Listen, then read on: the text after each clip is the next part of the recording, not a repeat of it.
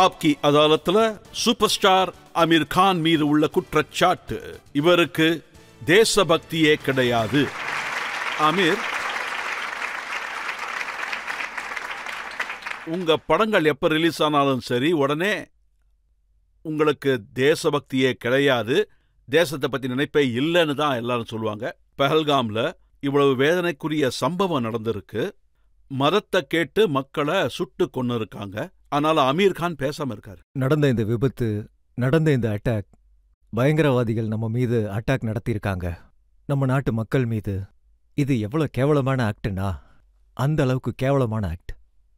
இதுல அவங்களோட கோலத்தனம் தெரியுது. கையால் ஆகாதவங்க தான் இந்த மாதிரி காரியத்தை பண்ணுவாங்க. இந்த பயங்கரவாதிகள் நம்ம நாட்டுக்குள்ள புகுந்து பொது மக்கள் மீது துப்பாக்கி சூடு நடத்தியிருக்காங்க. மொத்த குடும்பத்தையும் சுட்டிருக்காங்க. அங்க நானும் இருக்கலாம், நீங்களும் கூட இருக்கலாம்.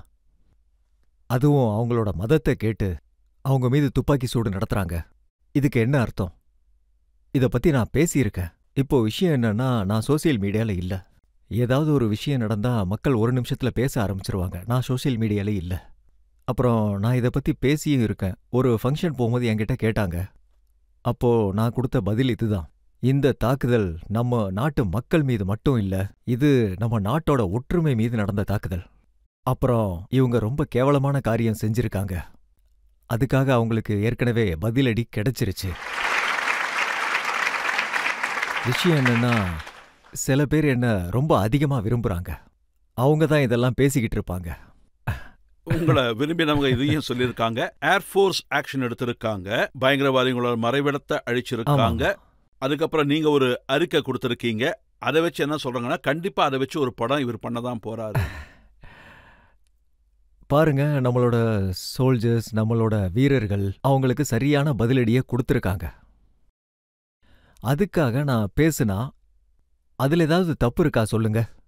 அந்த நேரத்துல நான் என்னோட படத்தை பத்தி யோசிப்பனா, இல்ல வீரர்களை பத்தி யோசிப்பனா? அந்த நேரத்துல என்னோட படம் வருதுன்றதுக்காக நான் பேசாம இருக்க முடியுமா? ஏன்னா நம்ம ஆர்ம்டு ஃபோர்ஸை பத்தி பேசாம இருக்கிறது எனக்கு ரொம்ப தப்பா தோணுது. நான் ஓப்பனா பேசினேன்.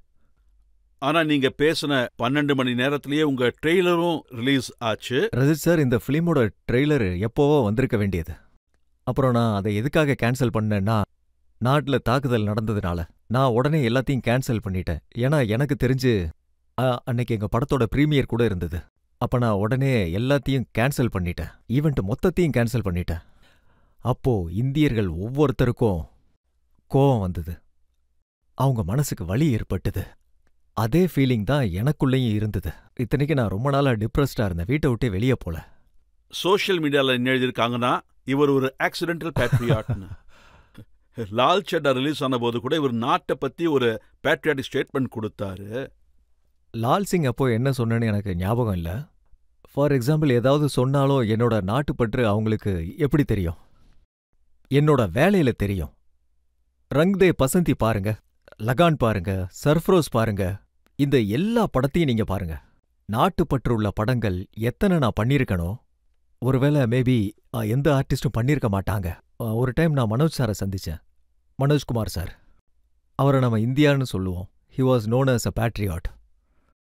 ஸோ மனோஜ் சார் சொன்னாரு, எனக்கு அடுத்த ஜென்ரேஷன்ல யாருக்காவது நாட்டுப்பற்று இருக்குன்னா, யாராவது நாட்டுக்காக செய்யறாங்க அப்படின்னா, அப்ப அது நீங்க தானே அவரே சுயமா சொன்னார்.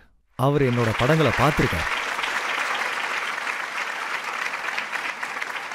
உங்களை விரும்புறவங்க என்ன சொல்றாங்க? அதாவது அவங்க என்ன சொல்றாங்கன்னா, டர்க்கி இந்த இன்சிடென்ட்ல பாகிஸ்தானுக்கு துணை போயிருக்கு. டர்க்கி நம்ம நாட்டை பகைச்சுக்கிட்டு பாகிஸ்தானுக்கு ட்ரோன்ஸை கொடுத்துருக்கு. அப்புறம் அவங்க உங்களோட போட்டோவை டர்க்கி பிரசிடென்ட் எர்டோகனோட சேர்த்து போட்டிருக்காங்க. டர்க்கி பண்ணது மிகப்பெரிய தப்பு. அப்புறம் இதுக்காக இந்தியர்கள் எல்லாருமே வருத்தப்பட்டாங்க. ஒரு சில வருடங்களுக்கு முன்னாடி அவங்க இடத்துல பூகம்பம் வந்தது. உங்களுக்கு ஞாபகம் இருக்குல்ல? பூகம்பம் வந்தது. அப்ப அவங்களுக்கு முதல்ல ஹெல்ப் பண்ணது யாரு? எல்லாருக்கும் முன்னாடி இந்தியா தான் ஹெல்ப் பண்ணாங்க. நம்மளோட அரசாங்கம் அவங்களுக்கு உதவி பண்ணாங்க. அந்த நேரத்துல எனக்கு எப்படி தெரியாதோ அதே மாதிரி அரசாங்கத்துக்கு கூட தெரியாது. நான் எர்த்கந்த சந்திக்க போனப்போ எப்படி அரசாங்கத்துக்கு தெரியாதோ அதே மாதிரி எனக்கும் தெரியாது. 7 வருஷத்துக்கு அப்புறம் அவர் நமக்கு இப்படி செய்வாருன்னு நம்ம நட்போட கையை நீட்டினோம், அவங்களுக்கு ஹெல்ப் பண்ணோம். அவங்க பிரச்சனையில இருக்கும் போது அவங்களுக்கு ஹெல்ப் பண்ணோம். எல்லாருக்கும் முன்னாடி நாம தான் நின்னோம். அவங்க நமக்கு கொடுத்த பதில் இது. இதெல்லாம் ரொம்ப தப்பு. என்னோட அந்த போட்டோ அந்த நேரத்துது அரசாங்கமும் அப்போ ஹெல்ப் பண்ணிட்டு இருந்தாங்க அவங்களுக்கு. இல்ல, என்கிட்ட இன்னொரு போட்டோ கூட இருக்கு. அது நீங்க எர்டோகன் வைஃப். அது அதை விட பழைய விஷயம். அது அதை விட பழைய விஷயம். இப்போ விஷயம் என்னன்னா ரஜத் சார், அது as a celebrity, as an actor, நான் இன்னொரு நாட்டுக்கு போகும்போது நம்ம நாட்டுக்கு நான் ஒரு அம்பாசிடர் மாதிரி. யாராவது டீக்கு இன்வைட் பண்ணாங்கன்னா நான் நோன்னு சொல்றது நல்லா இருக்காது.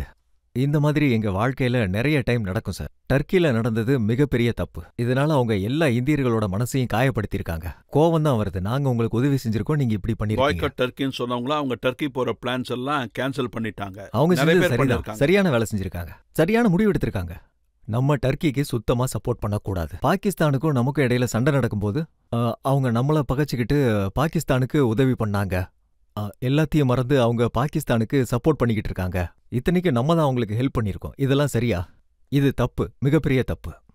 சில பேர் இப்படி எழுதியிருக்காங்க, அமீர் கான் தன்னோட படங்கள்ல பாகிஸ்தானை பத்தி பேசவே மாட்டாருன்னு, பாகிஸ்தானில் உள்ள பயங்கரவாதிகளை பத்தி அவர் இப்பவும் எதுவும் சொல்லவே மாட்டாருன்னு. இந்தியன் பிலிம் ஹிஸ்டரிய நீங்க ஒரு தடவை எடுத்து பாருங்க.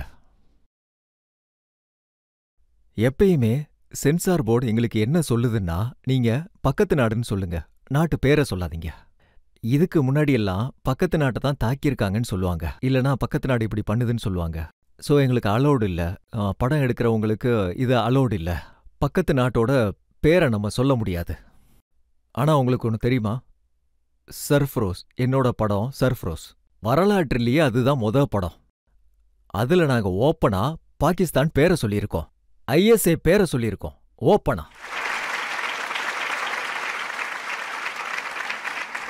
ஜான் சொன்னாரு சென்சார் இதை பாஸ் பண்ண மாட்டாங்கன்னு. நான் சொன்னேன், ஏன் பாஸ் பண்ண மாட்டாங்க, நம்ம புரிய வைக்கலான்னு சொன்னேன்.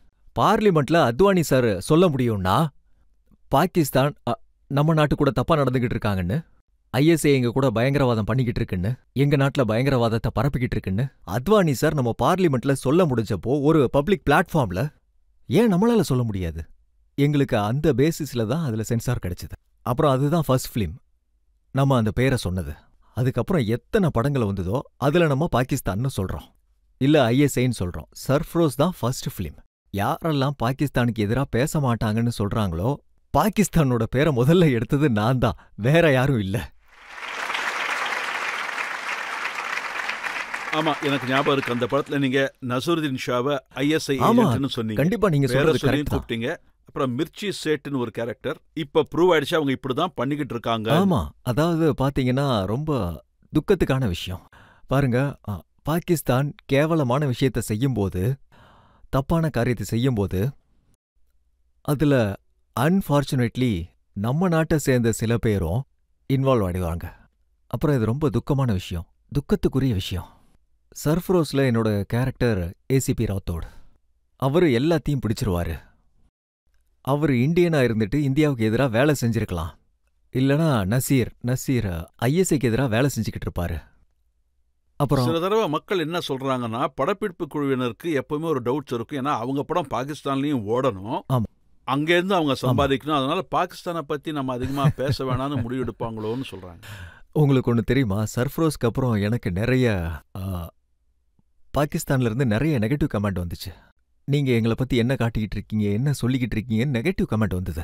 இன்னொரு விஷயம் சொல்றேன், உங்களுக்கு என்னோட படம் தங்கல் ஞாபகம் இருக்கா? தங்கல் எடுக்கும்போது டிஸ்னி வால்ஸ் அவங்க ஒன் ஆஃப் தி ப்ரொடக்ஷன் பண்ணாங்க. அவங்க என்ன சொன்னாங்கன்னா, பாகிஸ்தான் சென்சார்லேருந்து எங்களுக்கு ரியாக்ஷன் வந்திருக்குன்னு. கடைசியில் மேட்ச்சில் ஜெயிச்சதுக்கப்புறம் நம்மளோட ஃப்ளாக் மேலே போவோம், அப்புறம் நம்மளோட தேசிய கீதம் பாடல் வரும். அவங்க என்ன சொன்னாங்கன்னா, இந்த 2 விஷயத்தையும் கட் பண்ணிருங்க, நேஷனல் ஆந்தம் கட் பண்ணுங்க, அப்புறம் இந்தியன் ஃப்ளாகை நீக்கிருங்க, இல்லைன்னா இந்த படத்தை பாஸ் பண்ண மாட்டோம்னாங்க. அப்போ நான் ஒரு செகண்ட்ல டிஸ்னிக்காரங்களுக்கு சொல்லிட்டேன், இந்த படம் பாகிஸ்தான்ல ரிலீஸ் ஆகக்கூடாது. அப்போ அவங்க என்ன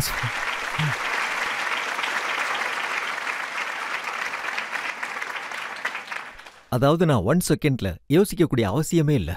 அவங்க என்ன சொன்னாங்கன்னா, எனக்கு பிஸ்னஸ்ல பிரச்சனை வரும், நிறைய நஷ்டம் வரும் அப்படின்னு. நான் என்ன சொன்னேன்னா, யாரு நம்மளோட இந்தியன் ஃபிளாகை எடுக்க சொல்றாங்களோ, யாரு நம்ம நேஷனல் ஆந்தத்தை எடுக்க சொல்றாங்களோ அதுல கொஞ்சம் கூட இன்ட்ரெஸ்ட் இல்லை, அந்த பிசினஸ்ல எனக்கு தேவையே இல்லை.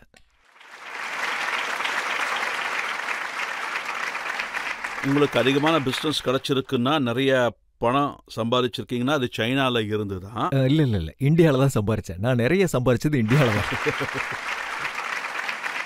சைனால என்னோட ஒரு படம் ஓடிச்சு. 2 படம், தங்கல், சீக்ரெட் சூப்பர் ஸ்டார், அப்புறம் தங்கல். ஆனா நான் சம்பாரிச்சது இங்கே தான். ஆனா சைனால உங்களை பெரிய ஸ்டார்ன்னு தான் நினைக்கிறாங்க.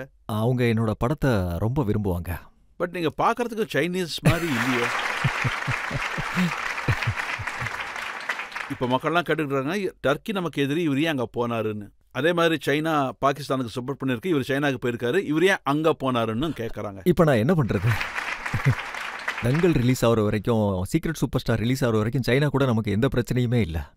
சைனா கூட நமக்கு நட்பு இருந்தது. அப்புறம் சைனீஸ் கவர்மெண்ட் உங்களுக்கு அவார்டு கொடுத்தாங்க, நேஷனல் ட்ரெஷர் ஆஃப் இந்தியான்னு.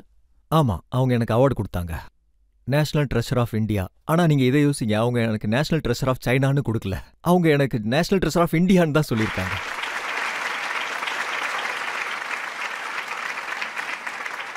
ஸோ அவங்களும் ஒத்துக்கிறாங்க நான் இந்தியாவோட ட்ரெஷர்னு. ஆனால் சைனா தான் இப்போ நமக்கு எதிரி ஆயிட்டாங்க இல்லை? ஆமாம், நீங்கள் சொன்னது சரிதான். யாரெல்லாம் நமக்கு எதிராக நிற்கிறாங்களோ, நான் எப்பயுமே இந்தியா கூட தான் நிற்பேன், நம்மளோட ஆர்ம்டு ஃபோர்ஸஸ் கூட தான் இருப்பேன், அப்புறம் நம்ம நாடு கூட தான் இருப்பேன். இன்னைக்கு பாருங்க, இன்டர்நேஷனல் கம்யூனிட்டி இதை ரொம்ப புரிஞ்சுக்க வேண்டிய அவசியமா இருக்கு.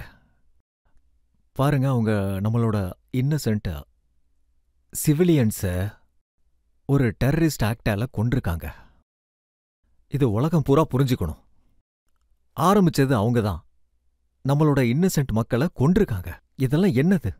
மனிதாபிமானத்து மேல் நடந்த தாக்குதல். அப்படி பண்றதுக்கு அவங்க வெக்கப்படணும். எந்த மதமும் இப்படி சொல்லாது, இன்னசென்ட் மக்களை கொல்ல சொல்லி.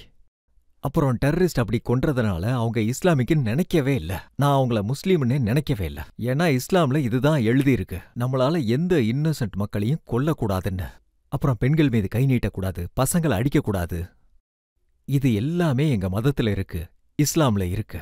அவங்க என்ன பண்ணிக்கிட்டு இருக்காங்களோ அது மதத்துக்கு எதிரானது, அவங்க பண்றது தப்பு. மக்கள் யாராவது இப்ப கேள்வி கேட்கலாம் சார்? சமீபத்தில் ஆபரேஷன் சிந்தூர் நடந்துச்சு. நம்மளோட இந்தியன் ஆர்மி பாகிஸ்தானோட தீவிரவாத கேம்பை பிளாஸ்ட் பண்ணாங்க. இந்த விஷயத்த நினைச்சா நமக்கு ரொம்ப பெருமையா இருக்கு. கண்டிப்பா எனக்கும். அந்த டைம்ல நீங்க என்ன ஃபீல் பண்ணீங்க, என்ன மாதிரி உணர்ந்தீங்க? நீங்க என்ன ஃபீல் பண்ணீங்களோ அதே தான் நானும் ஃபீல் பண்ணேன். நான் நம்ம ராணுவத்தை நினைச்சு ரொம்ப கர்வப்பட்டேன், நம்மளோட ஆர்ம்டு ஃபோர்ஸஸை நினைச்சு ரொம்ப கர்வப்பட்டேன். அப்போ உங்களுக்கு இப்படி தோணும் இல்லையா, நீங்க பார்டருக்கு போய் அவங்க தைரியத்தை அங்க கைகுலுக்கி பாராட்டணும்னு? நான் போனேன். உங்களுக்கு இந்த விஷயம் தெரியாதுன்னு நினைக்கிறேன். கார்கில் போர் நடந்தப்போ நம்ம கார்கில் போர்ல ஜெயிச்சோம். அப்ப நான் ஒரே ஒருத்தன் மட்டும்தான், எனக்கு தெரிஞ்சு மற்றவங்க யாரும் போனாங்களான்னு தெரியல. அதுக்கப்புறம் 1 நாள், 2 நாள், 3 நாள்னு 8 நாள் அங்க ஸ்பெண்ட் பண்ணேன். நான் லேல லேண்ட் ஆனேன் சார், நான் லேல லேண்ட் ஆனேன். அப்புறம் அங்கிருந்து ஸ்ரீநகர் போற வரைக்கும் ரோட்ல ஒரு 8 டேஸ் நான் ரோட்ல தான் இருந்தேன். அங்க எல்லா ரெஜிமெண்ட்டையும் சந்திச்சேன். நான் அஸ்ஸாம் ரைஃபிள்ஸை சந்திச்சேன், ராஜ்புத் ரைஃபிள்ஸை பார்த்தேன், லடாக் ஸ்கவுட்ஸை பார்த்தேன். எத்தனை எல்லா ரெஜிமெண்ட்டோட பேர் கூட எனக்கு ஞாபகம் இல்லை இப்போ. ஆனா எத்தனை ரெஜிமெண்ட் இருந்ததோ அந்த 8 நாள்ல நான் வெறும் சோல்ஜர்ஸை மட்டும்தான் சந்திச்சேன். அப்புறம் நான் அவங்க மன உறுதியை அதிகரிக்க போனேன். நீங்க எங்களுக்காக போர்ல ஜெயிச்சிருக்கீங்க, எங்களை காப்பாத்திருக்கீங்க, நான் உங்களுக்கு நன்றி சொல்றேன், அப்புறம் நான் உங்களுக்கு கடமைப்பட்டிருக்கேன். இதை நான் செஞ்சேன். நான் ஒருத்த மட்டும்தான். வேற யாராவது போனா எனக்கு தெரியல, சொல்லுங்க. உங்கள யாராவது தெரிஞ்சா? அங்க நிறைய பேர் போயிருக்காங்க, ஆனா எல்லாரும் பாட்டு பாடி டான்ஸ் ஆடிட்டு அப்புறம் அங்கே திரும்பி வந்துட்டாங்க.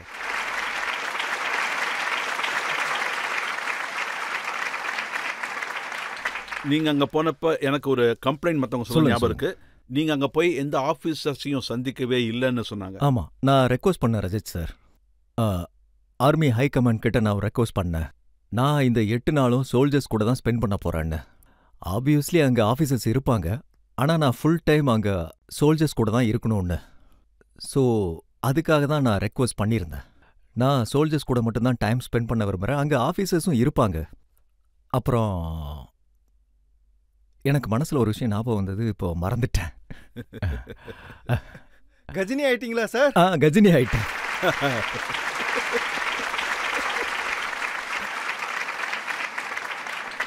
சரி விடுங்க, எனக்கு இந்த விஷயம் மறுபடியும் ஞாபகம் வரும். சரி 8 நாள் அங்க ஆமா, இருந்தீங்க. இருந்தேன். ஆனா நீங்க இந்த கார்கில இப்ப எனக்கு ஞாபகம் வந்துருச்சு. ஞாபகம் வந்துருச்சு. சார் இது மிகப்பெரிய விஷயம். சார் நான் மிகப்பெரிய விஷயத்த சொல்ல போறேன். சார் நீங்களும் இதை ஒத்துக்குவீங்க. நான் அங்க போனது அவங்களோட மன உறுதியை அதிகப்படுத்த. 8 நாள் நான் அவங்க கூட இருக்கும்போது நான் அதை ரியலைஸ் பண்ணேன். நம்ம சோல்ஜர்ஸோட மன உறுதி அவங்களுக்கு நம்ம மன உறுதியை அதிகப்படுத்த தேவையே இல்லை. சரியா சொன்னீங்க. அவங்க எவ்வளோ கஷ்டமான டெரெயின்ல இருக்காங்களோ, எவ்வளோ கஷ்டமான டெரெயின்ல வேலை இருக்கோ, அந்த கஷ்டமான டெரெயின்ல நம்மள டிஃபென்ஸ் பண்றாங்க. ஆனா அவங்களோட மன உறுதி எந்த அளவுக்கு அதிகமானதுன்னா அவங்க முகத்துல புன்னகை இருக்கு.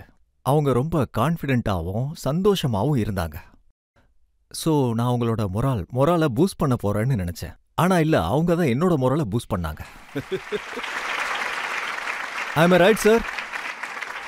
நீங்க ரொம்ப சரியா சொன்னீங்க. ஏன்னா நாட்டுப்பற்றுன்றது நம்ம மனசை சார்ந்தது, மூளைய வச்சு இல்ல. அப்புறம் உங்களோட ரசிகர்கள் இருக்காங்களே, அவங்க மனசால தான் வருவாங்களே தவிர மூளையால இல்ல. இதை விட நாட்டுப்பற்றுக்கு வேற என்ன உதாரணம் வேணும்? ஒரு மனுஷனுக்கு 140 கோடி மக்களோட மனசார கனெக்ஷன் இருக்கு. அப்புறம் நான் அங்க 8 நாள் இருந்தேன். எனக்கு எந்த அளவுக்கு நல்லா இருந்ததுன்னா, நான் அவங்க கூட 8 நாள் இருந்தேன். 8 நாள் சாப்பிட்டேன், வாழ்க்கையை பத்தி கேட்டேன். ஒரு நாள் அவங்களோட பங்கர்ல நான் ஸ்டே பண்ணியிருந்தேன். நான் அன்னைக்கு நைட்டு ஸ்டே பண்ணப்போ 6ல இருந்து 8 சோல்ஜர்ஸ் இருந்தாங்க. அப்ப நான் ராத்திரி பூரா அங்க பங்கர்ல பார்டர்ல ஸ்டே பண்ணியிருந்தேன். வேற யாராவது போயிருப்பாங்களான்னு எனக்கு தோணல. இப்போ விஷயம் என்னன்னா, நீங்க கேட்டுக்கிட்டு இருக்கீங்க ரஜித் சார், அதனால தான் நான் பதில் சொல்லிட்டு இருக்கேன். ஆனா ஒவ்வொரு இடத்துலையும் நான் இப்போ இதை சொல்லிக்கிட்டு இருக்க முடியுமா? நான் இப்படி பண்ணியிருக்கேன், இந்த மாதிரி பண்ணியிருக்கேன்னு. அது என்னோட நேச்சரே இல்லை. நான் என்னோட உலகத்துல இருப்பேன், நான் என்னோட வேலையை பார்த்துட்டு இருப்பேன், நான் வேற எதுவும் பேச மாட்டேன். ஆனா நீங்க இப்ப கேள்வி கேட்டதுனால நான் சொல்றேன். அப்புறம் நீங்க கேட்டது ரொம்ப நல்லதா போச்சு. எனக்கும் எல்லாத்தையும் ஷேர் பண்ண தோணுச்சு. எனக்கும் இப்பதான் ஞாபகம் வருது. எனக்கு கேள்வி கேட்கறது ரொம்ப பழக்கமான விஷயம். இல்ல, நீங்க ரொம்ப நல்லா கேள்வி கேட்கறீங்க. எனக்கும் உங்க ஷோ ரொம்ப பிடிக்கும், ரொம்ப நல்லா இருக்கு.